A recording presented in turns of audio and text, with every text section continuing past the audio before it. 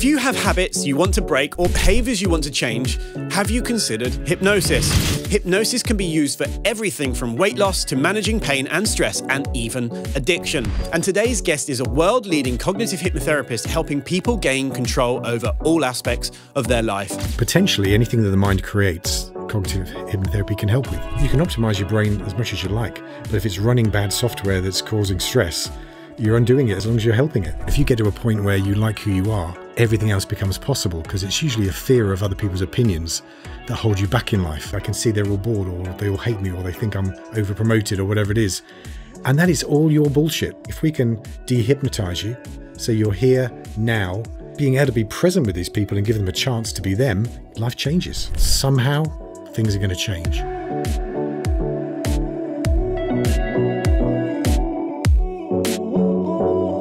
Welcome to the Health Optimization Podcast. I'm Tim Gray, the UK's leading biohacker. This podcast is all about gaining actionable advice from the world's top experts and sharing new breakthroughs in nature, biohacking, technology, and longevity research to help you live longer and happier. Everything I cover on this podcast are the things I've learned from the world's top medical professionals, researchers, scientists, and authors in the health field. However, I'm none of those things. I'm just someone with a very keen mind for figuring out how to be as healthy as possible while aging gracefully and learning from the best. My only bias is health. Over 30 times more effective for weight loss than traditional therapy, 90% success rates for getting people to quit smoking, proven to get rid of phobias, reduce anxiety, lower blood pressure, and even help symptoms of IBS. Hypnotherapy is a super powerful tool for changing our behavior. But while many hypnotherapists treat symptoms with a one-size-fits-all approach, today's guest treats people and gets to the root cause of their issues. Trevor Silvester is the creator of a system of hypnotic language called wordweaving. The idea isn't just to fix one thing, but to give you the tools to gain control over anything in your life. Trevor is the founder of Cognitive Hypnotherapy and the Quest Institute and was my teacher, actually I prefer mentor, for 5 years or more. I did my training with him and qualified through Quest Institute, so I've seen how impactful this work is firsthand. So, Trevor, welcome to the show. Thank you. I'm really pleased to be here. Just to kick things off, firstly, what do you think that people can achieve by knowing cognitive hypnotherapy? I think there's different levels of benefit that you can get, because you could walk in to see a cognitive hypnotherapist and you would get help with issues like biting your nails or losing weight or quitting smoking, and all of that's perfectly doable. You know, anxiety and phobias, it's just kind of grist to the mill. But I think therapy gets interesting when you actually look at what I think therapy is really about, which is about your relationship to yourself, improving that. You know, if you get to a point where you like who you are, everything else becomes possible, because it's usually a fear of other people's opinions that hold you back in life. And what I find is that when people come in with their issue, it's usually just a symptom of actually that thing that's lying underneath, which is, you know, am I acceptable to other people? And when you get rid of that, when you no longer care about that, your whole horizon opens up and you can begin to think about, what am I actually here for? What am I here to do? And you suddenly realize how you've been surrounded by these messages from our culture about how we're supposed to live, which is one of the reasons you come to therapy in the first place, because it's making you unhappy. And you very often get clients pivoting to different choices that once they would have thought would be beyond them. So the sky's the limit, really. It's interesting you touch on the whole caring about what people think or your perception of yourself, or, you know, I guess that comes to inner worth and things. I'll share something with from my journey, actually. Obviously, as guys will find out more about this during the episode, but I'm qualified cognitive hypnotherapist. How we know each other. I trained with you, you know, back from 2008 or 9 through for many years, even to the master practitioner level. So I would say I'm quite well versed in this. But along my journey of health optimization, post all of that, I got into ketamine therapy. I got into ketamine therapy very heavily, actually. Did you? I pretty much did it 80% of the time for nearly a year, working through stuff on a daily basis on a lowish level. Anyway, one day, and I was actually higher than normal, but I stopped and I went to get something off the shelf and I looked in the mirror and I just stayed there. I was there 25 minutes staring at myself in the mirror. And I remember when I had done LSD when I was a kid, and I looked in the mirror and I was just like, oh, I look weird. This isn't right. And it didn't feel right in my skin. But this time with the ketamine therapy, I stood there for so long. I actually felt like all my self-judgment and self-hate and not accepting myself melted away, and I could almost visualize it melting away. And at that moment, I stopped caring what people think, with exceptions, but stopped caring about what people thought of me.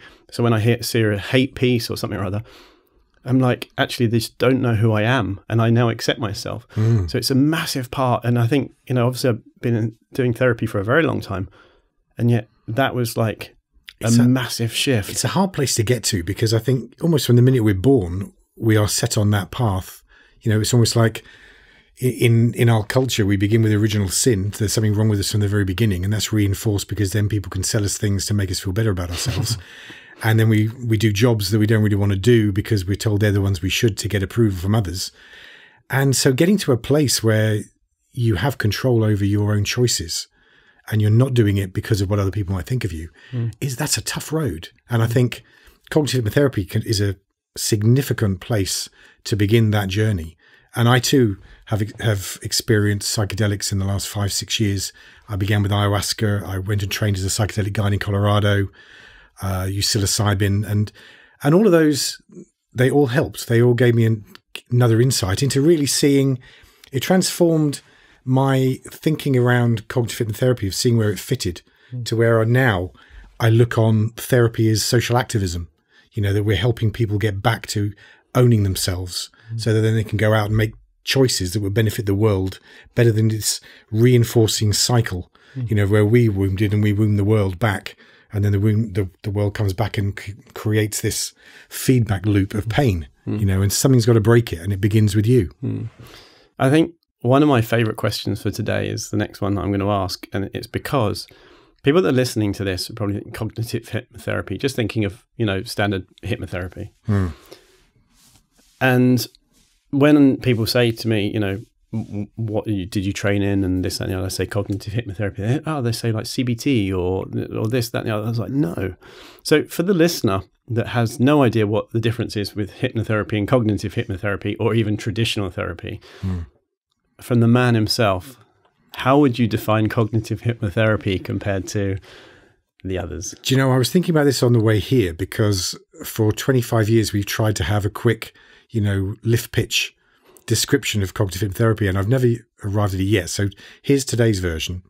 That what cognitive hypnotherapy is a model that trains the therapist to listen to the person in front of you, to hear their uniqueness and the way that they've created their issue, so that by hearing it, you can then choose the techniques from anywhere else in any talking therapy that fits that person precisely. We don't do diagnoses. We don't do labels. We just deal with the person in front of us, because you could have 6 people with anxiety and they've each got a different way of creating it and sustaining it and experiencing it. So there is no one-size-all treatment. And CogHip is just a great way of fitting the person to the method, if you like. And it looks at, say, because it's called hypnotherapy, trance is involved. So the way that our brain works is that it's trying to keep us protected at all times. And all of the behaviors that people come to therapy for are your unconscious doing its best to keep you safe. And what it does to achieve that is take you into trance, which is just creating a perception around you that you're under threat. And it might be a threat from a perfectly normal dog walking towards you. If you have a dog phobia, suddenly it creates the impression that dog is dangerous, which causes you then to act in a way it thinks is best. So what we're doing isn't hypnotizing you into getting better. It's dehypnotizing you from what you thought was wrong. That's a key difference. Yeah, I love that. I mean, one of the things that when I was training, actually, it was an eye-watering moment with you specifically, because you looked at me and you said, I think you are a EN, FJ, and I believe you're visual, auditory, digital. And that means that this is how you operate. And my eyes watered over, and I went, I've got to know this. Like, this is fantastic, because you knew, and we had met for half an hour in my induction or checking out to see if I was worthy of CogHip courses. We'd not had much interaction, but you knew that within 3 minutes of speaking to me. And it's like, for the listener, when you say it's tailored to the person, the difference is you understand that person's personality types, their preferred senses, how they see the world, how they feel the world, whatever, and then adjust the therapy for them. Absolutely right. And my definition of cog-hip is often, like, for instance, you can learn NLP, which people have a negative perception of quite heavily and think it's manipulative, but it's still an amazing tool if used in the right hands. You have standard hypnotherapy, you have psychotherapy, you have CBT, you have EFT, all these different acronyms. Cog-hip, I believe, picks the one or two or three that's right for that person that might not be right for someone else because they don't see the world in the same way. Absolutely. It makes no sense to me that you would think that everyone would fit just because of the label that is given to their symptoms, especially when the symptom isn't usually what it is underneath that's wrong with them. So discover what their story is, So really, what I really want with the people that I teach is for them just to get great at listening, because people tell you everything you need to know about them if you just listen. When they choose what they're speaking about, if you say, "Where did you go on holiday?" how they answer you will tell you a lot about who they are and the way they organize their thinking. And if you understand those things, then it just shortens the period that you need to spend with them to help them get on their way, because they're not broken. They don't need fixing, and they have all of the answers. You just got to help them find their way to them. So I'm not giving them anything. I'm just facilitating, really. Making them have realizations and you helping them to get to it. Yeah. Because my realizations about their condition are outsights. I might think they're insights, but they're in my head. They're not in theirs. So if I can use my understanding of the way their mind is working and offer it to them, and it makes their eyes glaze and they go, "That's me," that's brilliant. But it's what they do with that makes the difference. It's not me. The other thing for me is one of the other things that I learned from along the way with cognitive hypnotherapy was actually Robert Cialdini's work, Influence, and the 6 influences. And it's rapport being one of the most important ones, or they're all important, but rapport, it's like if you have rapport, you like someone and they understand you and you can communicate, you're much more likely to be influenced by them. And I'm talking in a positive sense here. And it works obviously in a negative sense as well. But with a therapist, if you sit down with a therapist and they say, "I can see visual, I can feel how you operate and how you see the world," you have that level of rapport that you wouldn't with a traditional psychotherapist ticking boxes, running through the list of, the usual questions that have been taught to ask. No offense to psychotherapists, by the way, it's just a different way. Rapport is everything, because it is about therapy is a relationship between two people, and it's just another kind of conversation between those people. And it leads in a certain direction. But you mentioned NLP being criticized for being manipulative, but to manipulate just means to handle. And so you're handling each other at every phase of a conversation, and you either handle them well or badly. And if I don't understand how you operate and I just make the common mistake of treating you like you're me, and I'm speaking in my language, not in yours, then that's going to break the rapport. So it's a simple thing of just operate on their wavelength, and then they let you into their world, and then we both begin to help them move forward. It's a collaborative effort. I'm going to touch on, because we had one session. I had a tough time not long after I finished training, actually. We did one session, which I'm going to touch on in a while, which is highly relevant to this exact point. So I'm really looking forward to sharing the learning from that one session we had. Cool. So tell me more about these everyday trance states and how we enter different hypnotic brain states throughout the day. It's an important point to make, because so often people think that of hypnotherapy, swinging a watch and looking into my eyes and it being a special state that's reserved for special occasions. But really, if you actually look at your day-to-day life, you drift in and out of the here and now all the time. You think about what you're going to do later on. You think about what you did last night. You see someone and they remind you of somebody, and then you're thinking about them. And all kinds of things can be happening around you that you just don't notice. So when we talk about trance, it's with a small t. It's just those changes of your attention that take you from what's happening right now in this space here to what is happening inside your head. And the way the mind works is it's creating this, what we call a reality tunnel around you, that 13 times a second, it's taking information in from the world, it's making sense of it, and then projecting it back out around you. So you're in a kind of a hologram that your brain's creating. and it's its best guess of what is the best version to keep you safe and moving forward. And so as we go through our life, our brain makes certain decisions about places that are safe, places that are unsafe, and it will guide our responses accordingly. So these trances, you'll see clients come in and they'll say, you know, I have performance anxiety. If I'm in a board meeting and I have to stand up and speak, I can see they're all bored, or they all hate me, or they think I'm over-promoted, or whatever it is. And that is all your bullshit. You're projecting that because of something that happened in your past, and your brain is saying, what is this going to be like? What is this situation going to be like? And it goes back to a time in your past when something similar happened, and it goes, it's just like this. And it recreates, in a way, your present can sometimes just be your remembered past, but you begin to act like that's true again, which is why we say, if we can dehypnotize you, so you're here now, just being able to be present with these people and give them a chance to be them, you can actually meet them, and life changes. It's funny, as you're saying that, I remember something very specific that actually changed my life from what I learned on the course, and actually with many people I've met along the way that I've shared it with. So I used to get nervous with meetings, like meetings with the board members, like for instance, if I was selling to a client or whatnot.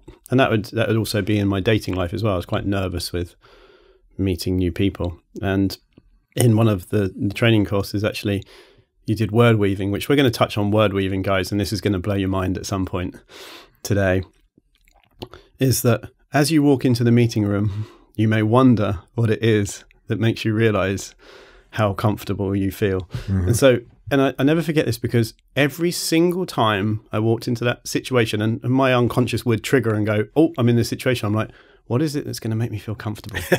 Like looking around, and it's just like, this really is powerful, because it's like, here's an automatic response, an emotional response to something, but my brain, my thinking is stronger than my emotions. And I had control. And then after a while, I stopped thinking it, and I was just okay with it. And then one day I was sitting around the table with a whole group of very important people that are paying my company a lot of money at the time. I was just like, I'm so comfortable and enjoying this, and I'm conversing with no problems at all. So it's just crazy how interrupting this. Yeah. And these states. The craziness is that we're not like that in the first place, isn't it? You know, why do we carry this rubbish around with us that says I should be scared in this situation when there's no danger, and you don't even know these people, and they're worrying about their stuff as well at the same time. So, you know, there's just this joint trance going on when no one is actually meeting each other properly. And that is just an example of what we call priming. You know, what is on your mind is brought to mind. So if you walk in feeling that this is potentially a threatening situation, you're going to create the threat in the situation and act accordingly. Whereas if word weaving can prime you to begin to wonder what it will be that will make you feel different, then your brain goes on a hunt. And there's always differences around you that you could latch onto, because you feed what you focus on. The more you focus on the things that you're comfortable about, the greater your comfort grows. The more you focus on the things that you're uncomfortable about, guess what?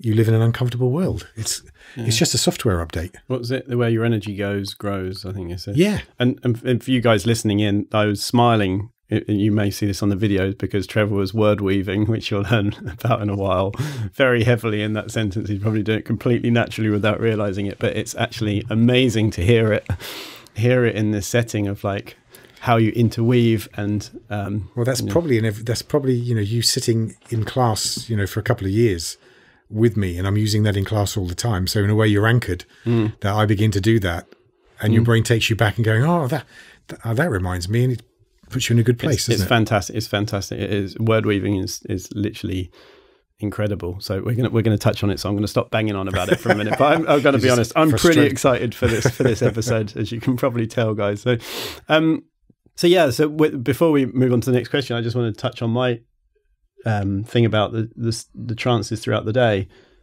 Is that obviously since learning cognitive hypnotherapy, I've been very conscious of the different trances. For instance, lovemaking, or playing with the dog, or walking on the beach, or, you know, semi-asleep, whatever.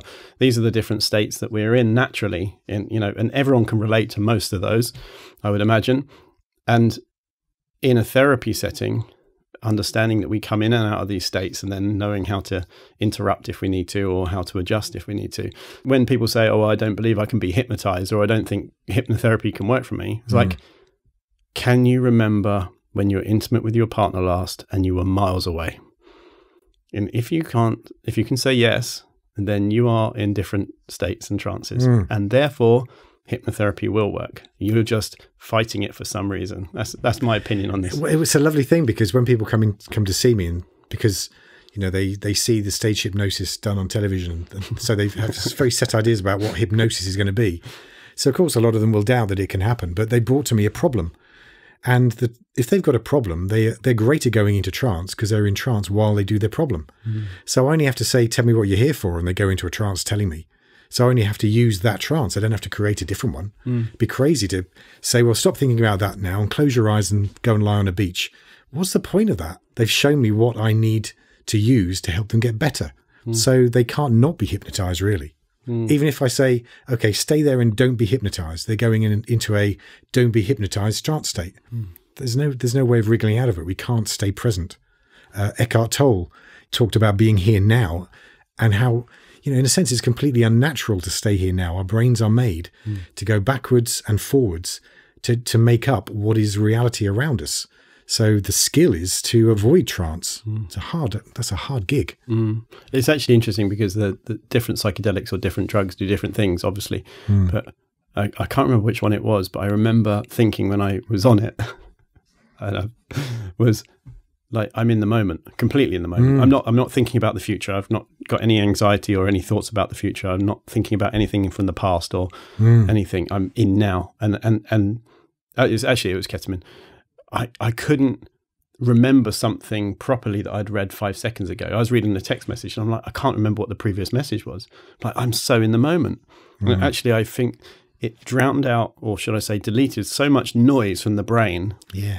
It's like hyper focus, and then I could have amazing realizations, like looking in the mirror and accepting myself. I think there's huge potential in psychedelic therapy if it's done in the right way. It's not the answer for everybody.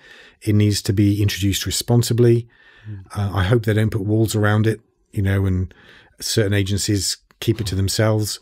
There's also a danger in it just jumping the fence again, like it did back in the 60s and 70s, and it becoming recreational.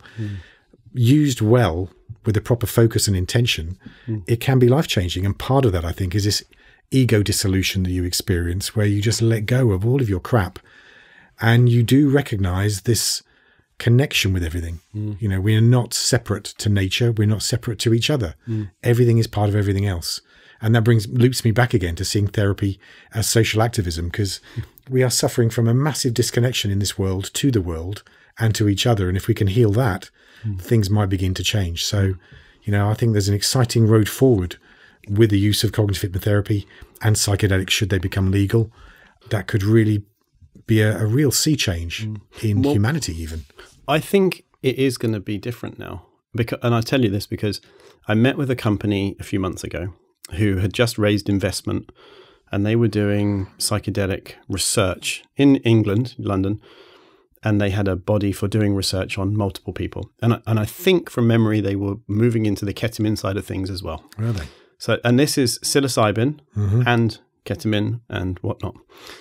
And I said, why is a fund investing in a research thing for psychedelics? Because there's not really a lot of money in psychedelics. And, when people start investing, it's because they want more money. And they said, because our clients will become pharma because they can patent the product. But the point is while that can be perceived to be evil, it's also meaning that something that is not mainstream or widely accepted as a pharmaceutical is being turned into a pharmaceutical and will be more widely available for therapy setting. Yeah. So the change is coming for sure, because pharmaceutical are already investing in it. And this is 3-4 years out. So I'm pretty confident it's going to change. Let's hope so. If it becomes legalized through that route, I'll take any route that makes it available to people in the right circumstances still. So let's hope so. Remember, if you want to learn how to take control of your health and you're sick of traditional healthcare and temporary fixes, you should come to the Health Optimization Summit. You can join other like-minded enthusiasts and meet the world's leading minds in health, wellness, and science. You can even test out a load of groundbreaking health tech and latest supplements. Get your tickets at healthoptimization.com. What range of issues can be treated with cognitive hypnotherapy then? Well, I don't want to, make it sound like it's the be-all and the end-all, because nothing is. but potentially anything that the mind creates, cognitive hypnotherapy can help with. So again, if we just go from the surface level of things, you could begin with something like nail biting and teeth grinding and weight loss and smoking and anxiety and depression and phobias, all of those kind of everyday things. And you can move on then, and it can help with addictions. It can help with post-traumatic stress disorder. There is no real limit. But again, I want to return to the fact that so often what people come through the door with, the label that they've given to themselves or been given by other people to themselves, is just the symptom of what it will turn out to be about, which is usually about, like I've said before, how do I feel about me and how do I think others feel about me? So often we overuse the kind of peel and onion metaphor, but often things transform as you go through the process of therapy. And by the end, what used to bother you, you can't quite remember.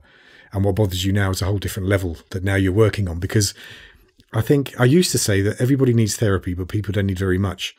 And now I see really the action of therapy, not just being when you're in a room with a therapist.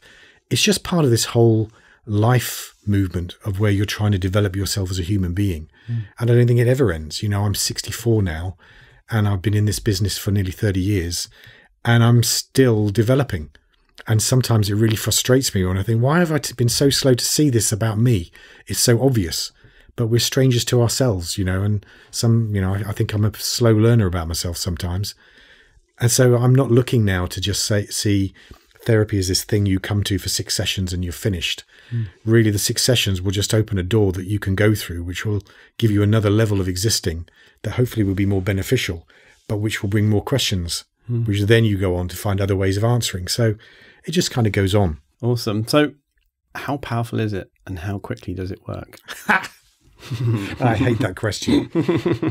How powerful it is depends on the person you have in front of you and the relationship you have. You know, all research, as proud as we can be of our model, and psychotherapists are proud of theirs, and so are counsellors, and quite rightfully, all research shows that the key ingredient is the relationship between you and the client, the therapist and the client.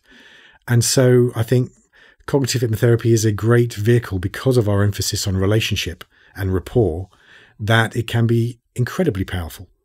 And with some people, you'll bounce straight off them and it's not going to work. So there's a scale of life-changing to meh, you know. And then what was the second half? Oh, how quickly. Yes.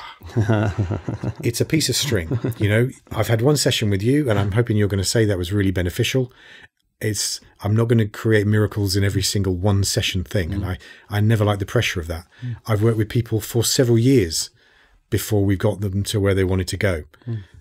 I don't care about how quick it is. I care about how permanent it is. So we'll keep on working until really they sack me, you know, in terms of them not needing me anymore. That's really how therapy should go. We shouldn't need a lifelong relationship. I hear from people sometimes 5 years after, or even longer, since I've last seen them, because they've hit a bump in the road they want more help with. But in between times, they have been self-guiding, because I think the brain is. It's a guidance mechanism with our hormones and neurotransmitters that either guide us into a life of protection, which is unnecessary largely, or a life of growth. And so I want to, people come to see me and the people I train, and they think I'm going to fix them. And then I persuade them to see that it's going to be me and them that fix them. And then after a while, they realize it's them fixing them. They don't need me anymore. And that's what I see as success. I love that. It reminds me of one of the first classes I was sat in with you. And you're talking about traditional hypnotherapy or traditional therapy. And it's quite an important point, which I'm bringing it up. It's like, how many sessions do they need? Well, a lot of therapists want 10, 20, 30, like they want to have a full practice. They want to keep on getting you back.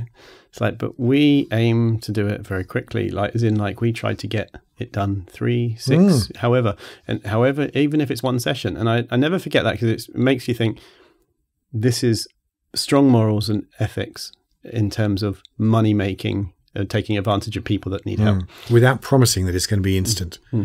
I think that's a key thing, because, you know, every time I sit in front of somebody and I hope it's going to be today, that they actually have the insight that makes them go, why am I wasting my time on this thing that isn't real?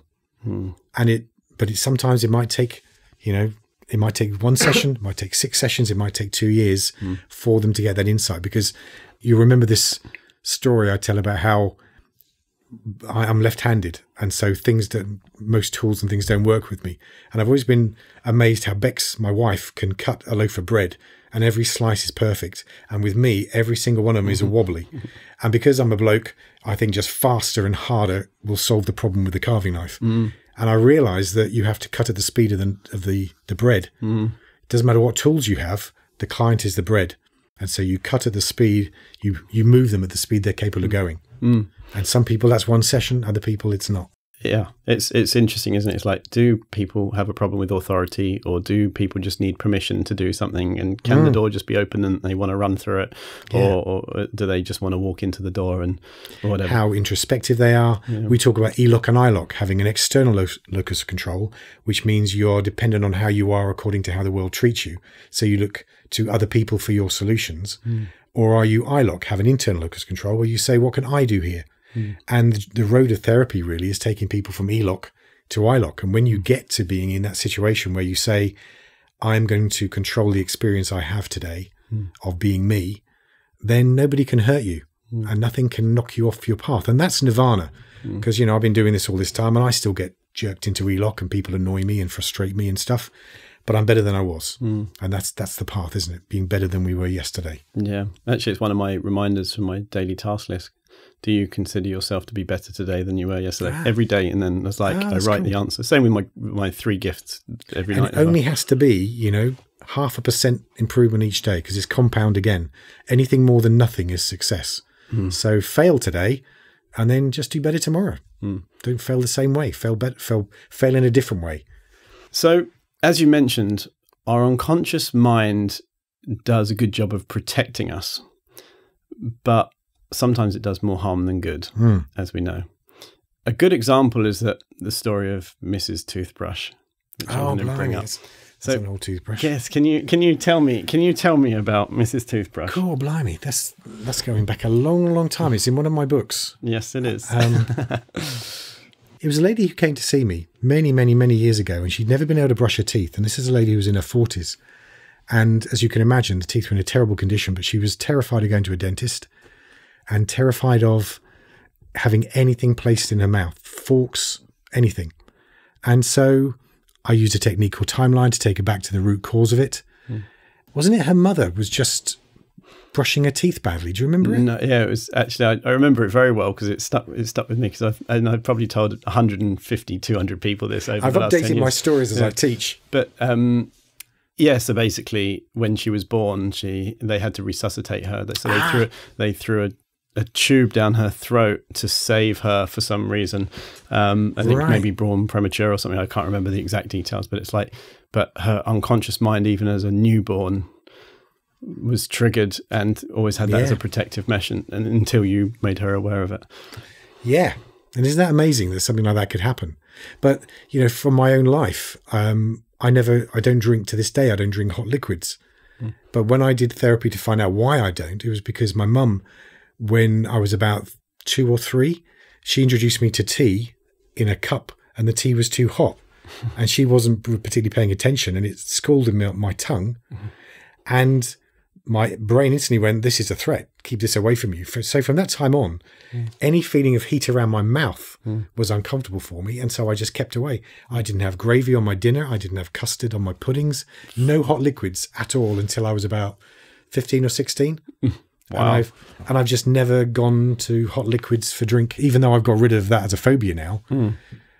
I thought, well, I've gone this far. I don't see that tea and coffee are particularly beneficial to me, so I haven't bothered with it. But that's how quickly we can gain these away from responses to certain things. One-time learning, our brains are capable of doing, and then it just kind of cascades from there. I think in the health optimization or biohacking space, traditionally, or functional medicine or whatever, things like acupuncture are far more mainstream now, and they've been adopted by the medical system and insurance companies and things like that. Hypnotherapy is more and more integrated, even though it's had a lot of resistance for obvious reasons. But in the health and optimization and biohacking space, we talk about brain health, as in like how it fires, and like Dave Asprey's 40 years of Zen, and all these different treatments. But like neurofeedback and things, but we don't actually talk about not the hardware, more the software, I guess, as in like the programming that we've had along the way. And I think cognitive hypnotherapy, obviously psychology and all these areas, is to understand why we're doing this stuff. And the mind-body connection, as they say, although we're one thing, it's like you only have to perceive a threat for your body to have a physiological response to it. So, for instance, if you're threatened by whatever it may be, you're stressed, your blood flow shuts down, goes to the muscles, or should I say your blood flow rediverts to the muscles so that you're ready to run from a threat, which is what stress does, which is why when you're super stressed, going through a breakup, whatever it may be, you become less hungry because your digestion isn't there. So if you're chronically stressed, you're going into work 9 to 5, on the tube, stressed out, got money issues, got relationship issues, whatever, your body's always running from a threat. Yeah. And your body can't tell the difference between what's real and what's your imagination. Yeah. Because it all emerges from the brain because everything's being processed through your senses. And then you don't digest your food properly. You don't get the nutrients properly, which means your brain doesn't fire properly. And you get more like psychological issues, and maybe you go and see a psychotherapist. But it's a part, for me, why I wanted you on the show today was because I really want this area to be integrated more into health optimization, because if you can take that stress away from the mind by getting these things to be reprogrammed, such as a phobia of a toothbrush or fish, and take that stress away in those situations, then your health will become better for it, and your digestion will, and as a result, you... Absolutely. You know, Descartes did us no service at all when he separated mind from body.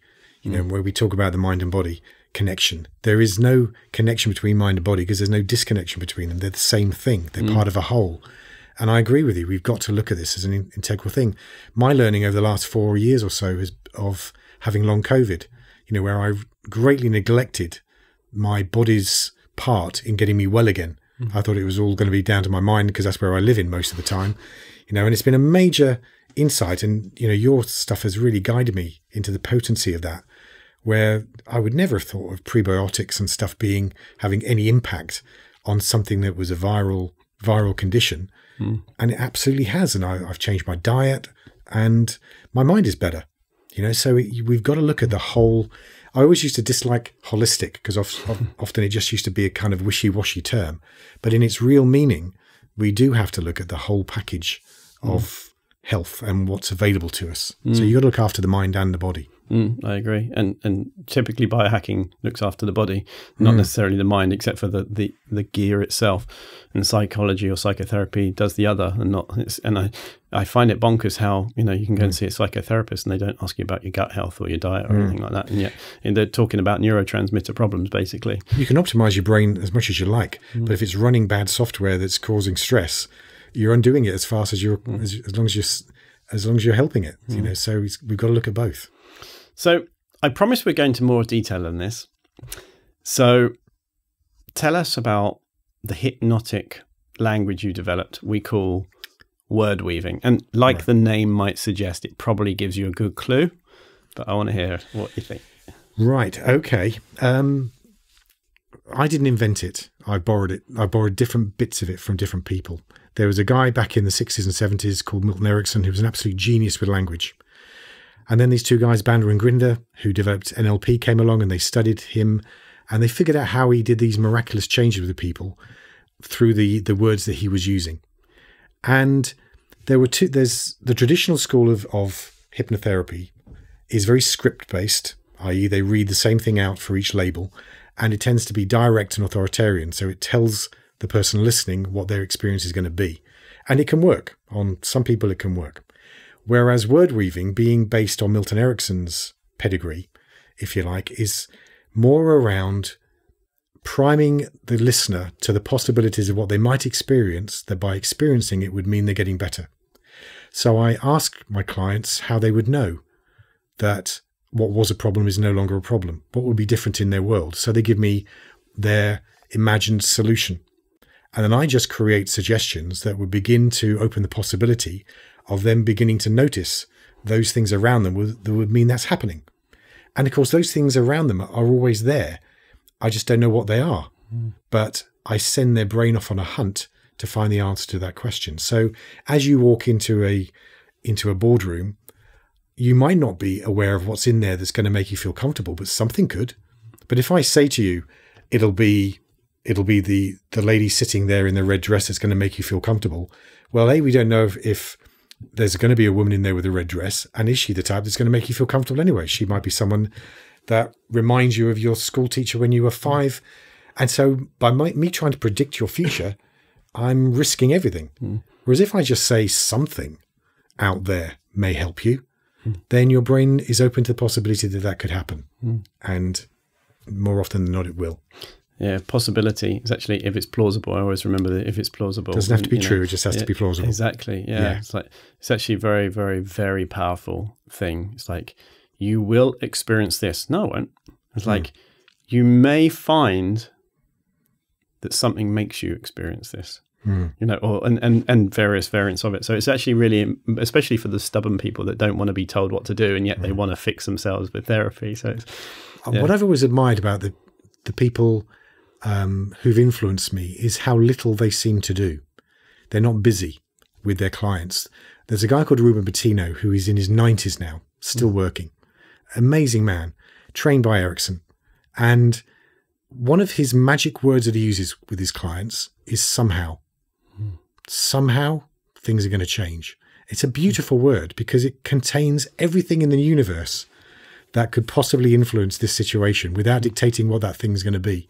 So over the course of all of his practice, he's just refined down, as Erickson did, as I hope I do, what is the simplest thing I can suggest that will have the maximum impact without dictating in any way what that's going to be.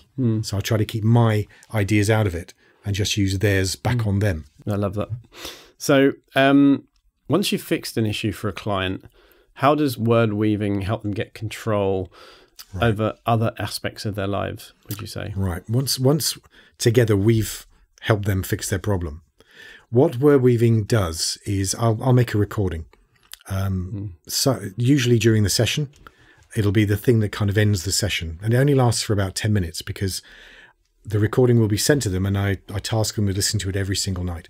So it's like having the consolidation of therapy on a repetitive basis. So it tends to be the glue that holds the change together.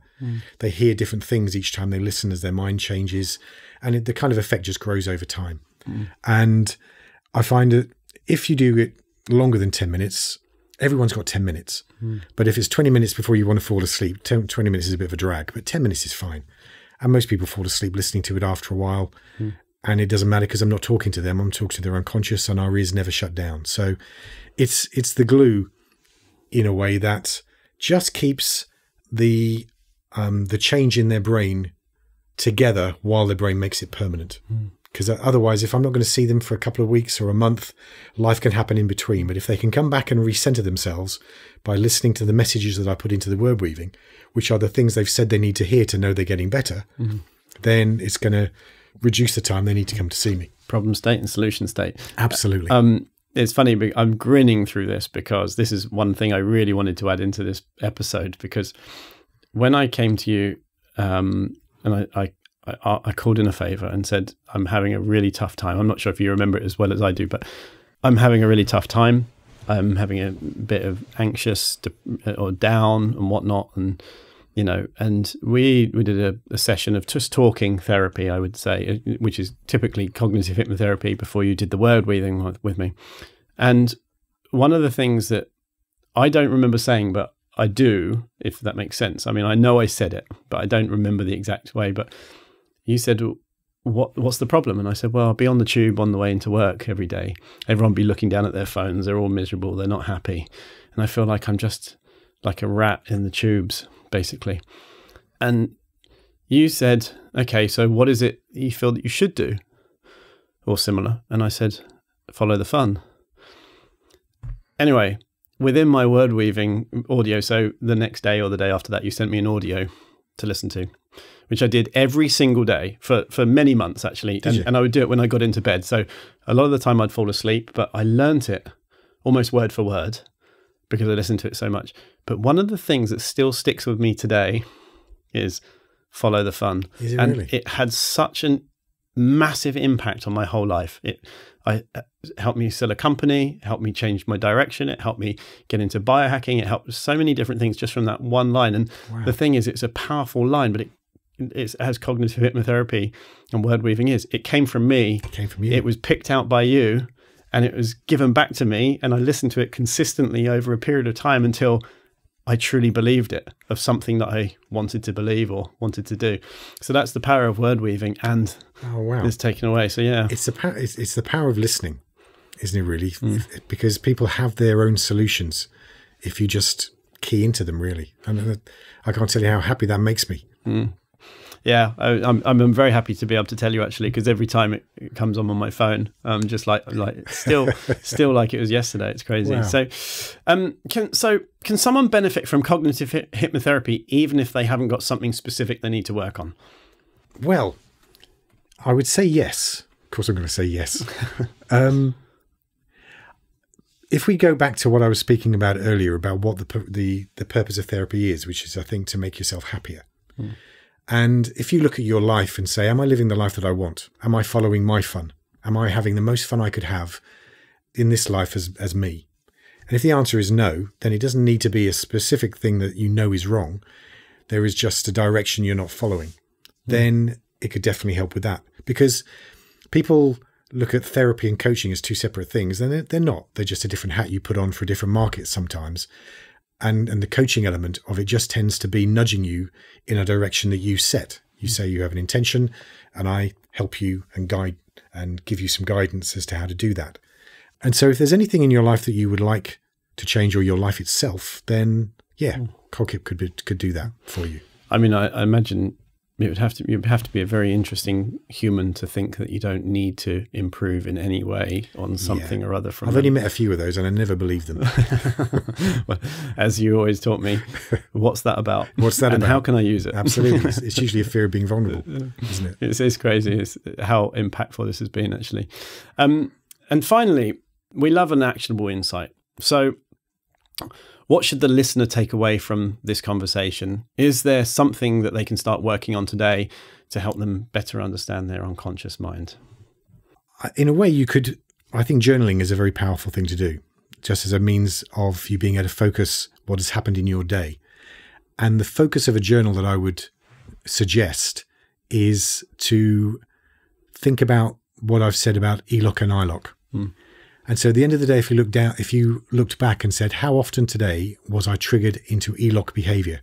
I.e., how was my response guided or dictated to by my situation, people around me, what I perceived to be happening in my day? And how many times was I ILOC? Was I in control of my choices and living life how I wanted it to be? And then when you've seen the balance, then you look at, when that happens again, what could I do differently? Next time I'm ELOC in that similar situation, what's my action plan? Because if we begin to see ahead alternatives, we can begin to act on those alternatives. We're not taken by surprise. And so this is a journey. It's a lifelong journey of ELOC to ILOC. And I think that's where we have to put our attention on. And if you find you keep getting triggered into an ELOC behavior in similar situations that you cannot change, go and see somebody who's a cognitive hypnotherapist, because I will still do that. You know, for all that I know, my unconscious can still fool me and keep me away from helping me to change. So I'll go to someone that I've trained, and they'll help me through it instead. So yeah, get some help. It's out there and it's not difficult. Trevor, it has been amazing not only to see you again, and obviously Bex, after so many years, 10, 12 years now, and to record a podcast with you talking about something that made such an impact on my life. And I hope people can take from this that they should look into cognitive hypnotherapy, even if they don't want to be a therapist. Like, it's something that people can learn to take control of their mind in a positive way and not let it always have the negative chatter that, you know, one of the things I'm most proud of is the fact that probably 90% of people who come to be trained by us to become cognitive therapists, it's because they've been to see a cognitive therapist. And so they've seen the difference they can make in their lives. And because of the kind of people they are, they want to help other people. You know, they don't pull the ladder up after them. They reach down to try to help other people as well. So I'm really proud of that. So I hope whoever's been watching this gets something as well. Thanks for coming on. Pleasure.